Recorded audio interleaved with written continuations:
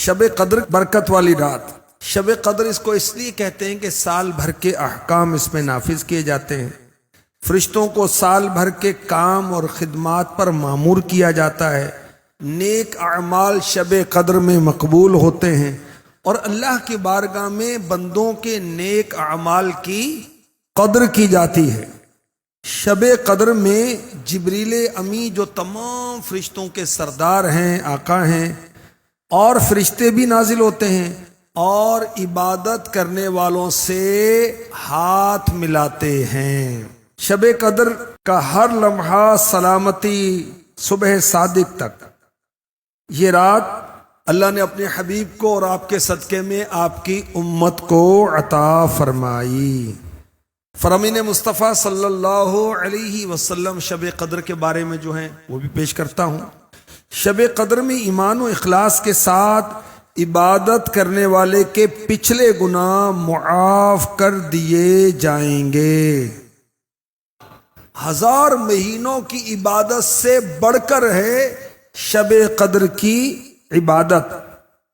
جو اس رات بھی بھلائی سے محروم رہا، حقیقتاً وہی شخص محروم ہے. شب قدر میں 4 قسم کے لوگوں کے علاوہ سب کو اللہ پاک معاف کر دیتا ہے. وہ 4 کون ہیں؟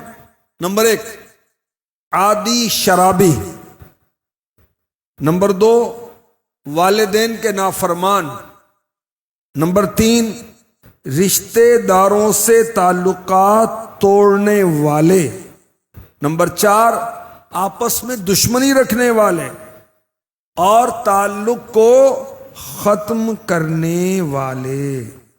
اس رات کو چھپایا گیا ہے، بتایا نہیں گیا. اس میں کیا حکمت ہے؟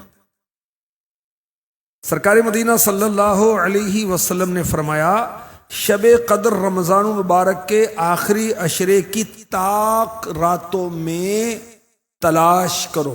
21، 23، 25، 27، 29. حکمت کیا ہے کہ مسلمان ہر رات اللہ کی عبادت میں گزارنے کی کوشش کرے کہ ہو سکتا ہے کہ یہی رات شب قدر ہو. اگر شب قدر معلوم ہوتی اور معلوم ہونے کے باوجود انسان گناہ کرتا تو اس کو بہت سخت گناہ ملتا.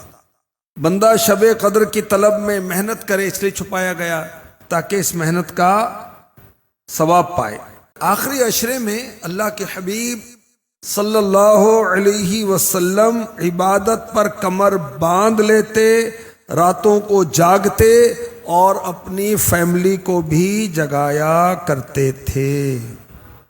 ام المؤمنین بی بی عائشہ صدیقہ طیبہ طاہرہ عابدہ زاہدہ رضی اللہ تعالی عنہا نے عرض کیا یا رسول اللہ صلی اللہ علیہ وسلم، اگر میں شب قدر کو پالوں، مجھے معلوم ہو جائے کہ یہ شب قدر ہے، تو میں کیا پڑھوں؟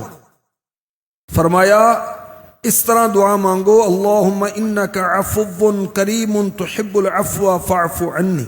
پیارے نبی صلی اللہ علیہ وسلم شب قدر میں نماز پڑھتے، تلاوت کرتے، دعا فرماتے، ذکر و اذکار فرماتے.